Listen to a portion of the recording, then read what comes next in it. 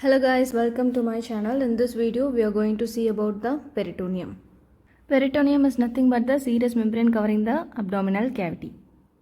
Then what I mean by the term serous membrane? Serous membrane is nothing but a thin membrane lining the internal body cavities. So peritoneum is nothing but a serous membrane lining the abdominal cavity particularly, and the term serous membrane refers to the thin membrane lining the internal body cavities. So if I mention some examples for the serous membrane, then it will be all clear about the concept of serous membrane. So examples for serous membrane are the pleura lining the lung, and the pericardium lining the heart muscle, then the peritoneum lining the abdominal cavity. So these are all the examples for serous membrane, right? Coming to the topic proper, the peritoneum. As I already mentioned, peritoneum is nothing but the serous membrane lining the abdominal cavity. So it is divided into two layers. One is the outer layer, other one is the inner layer. The outer layer is nothing but a fibrous tissue, and hence it is very strong in nature. The inner layer, it is composed of mesothelial cells. The main function of the mesothelial cells is to secrete some lubricating fluid. And of course, we must know what are mesothelial cells. These mesothelial cells are nothing but the cells lining the serous cavities in the body.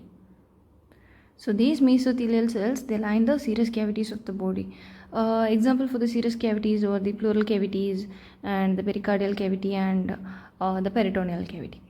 So these mesothelial cells secrete fluids like the pleural fluid, the pericardial fluid, the peritoneal fluid. So they secrete a fluid according to the cavities in which they are located. For example, the mesothelial cells lining the pleural cavity, they secrete the pleural fluid. If they are situated in the pericardial cavity, they secrete the pericardial fluid. If they are situated in the peritoneal cavity, they secrete the peritoneal fluid. And these lubricating fluids, they are responsible for the free movement of viscera. So this lubricating fluid helps in the free movement of the viscera. See, in the early embryonic life, the abdominal cavity is just a simple structure lined by the peritoneum, right? So see, this is the body wall, and this is the extraperitoneal connective tissue, and this is the peritoneum covering the abdominal cavity, that is lining the abdominal cavity, and this is the abdominal cavity.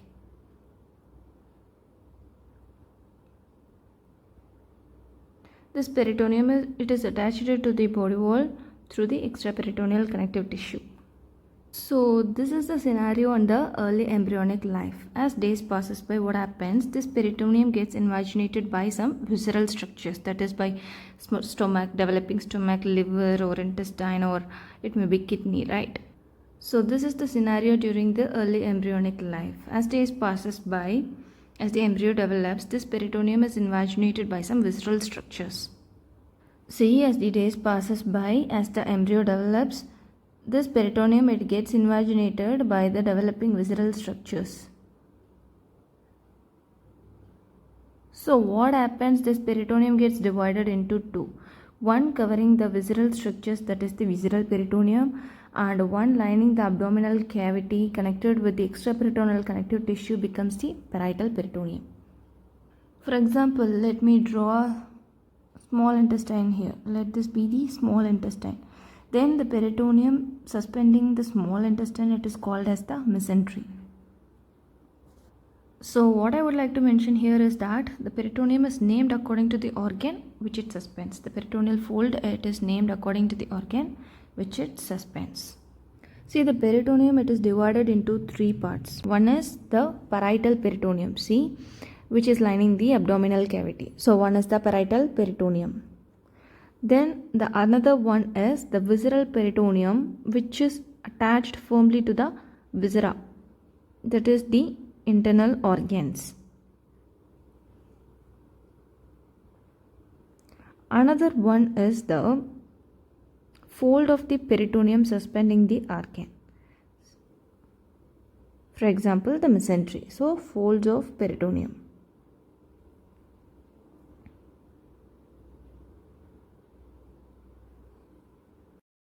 Hope it might be clear. Again, I'm repeating. Peritoneum, it is divided into parietal peritoneum, visceral peritoneum, and folds of peritoneum.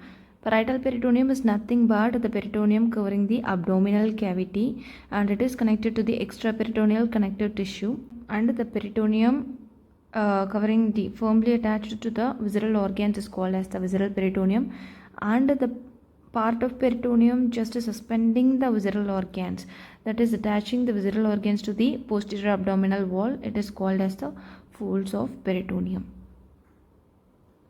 Let us see some differences in between the parietal peritoneum and the visceral peritoneum. See, the parietal peritoneum, it lines the abdominal cavity.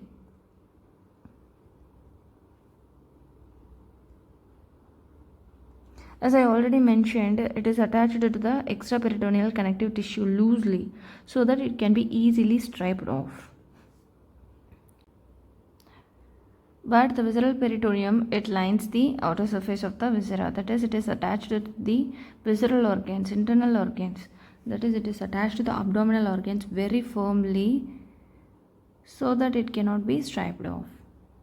So embryologically, it is derived from somatopleuric layer of the lateral plate mesoderm, and the visceral peritoneum, it is derived from the splanchnopleuric layer of lateral plate mesoderm.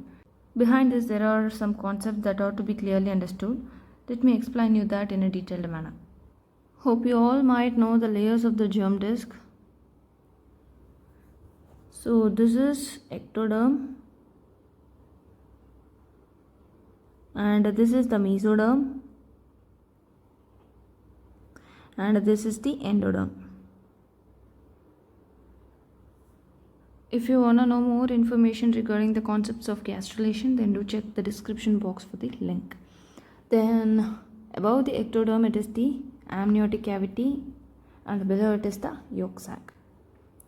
What happens as days passes by, this mesoderm, it gets divided into 3 parts. And see, the important thing, this is the notochord.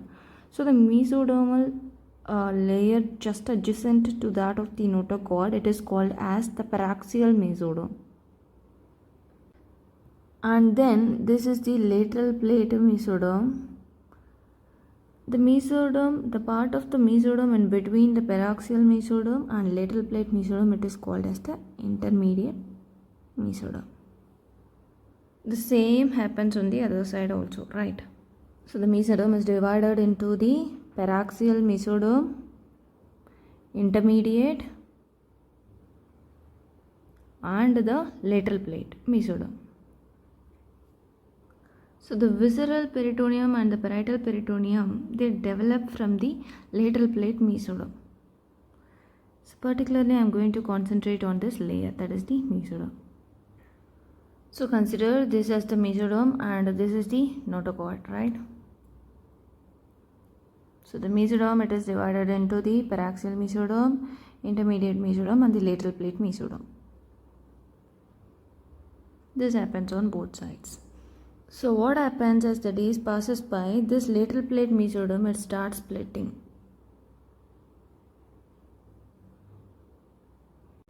Above it is the ectoderm,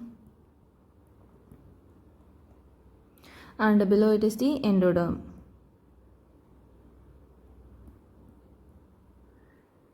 And of course above the ectoderm, it is the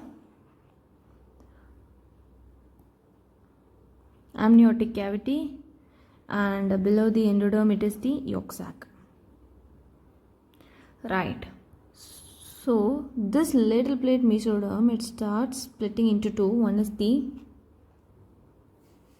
somatopleuric layer, the other one is the splanchnopleuric layer.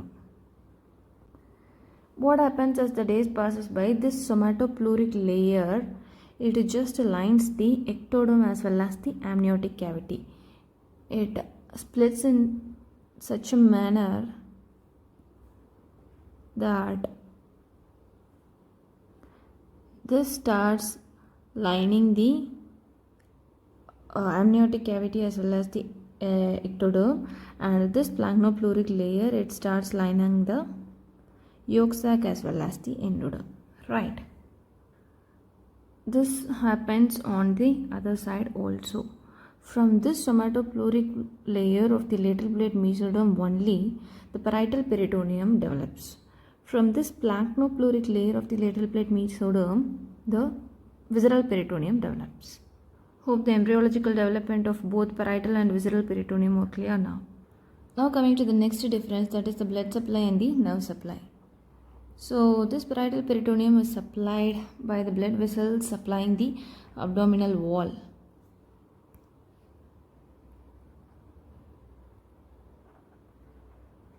Both the anterior and posterior abdominal wall, and this is supplied by the blood vessels supplying the visceral organs, corresponding visceral organs. Nerve supply, it is by the somatic innervation. It receives its nerve supply from the autonomic nervous system, that is innervated by both sympathetic and parasympathetic fibers.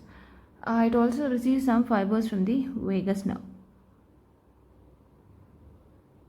Normally, this parietal peritoneum is pain sensitive because it is innervated by the somatic innervation, but this visceral peritoneum only it experiences pain during the ischemic injury or when it gets over distended like that.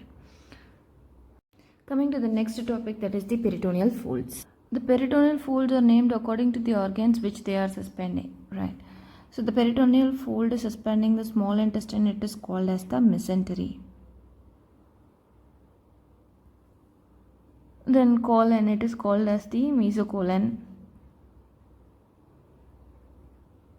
Appendix, it is called as the mesoappendix. And the peritoneal fold suspending the stomach, it is called as the omentum. Along the lesser curvature, the peritoneal fold attached to the lesser curvature, it is called as the lesser omentum, and the peritoneal folds attached to the greater curvature, it is called as the greater omentum. Sometimes these peritoneal folds, they become double layered. Such peritoneal folds which are double layered, they are called as the ligaments.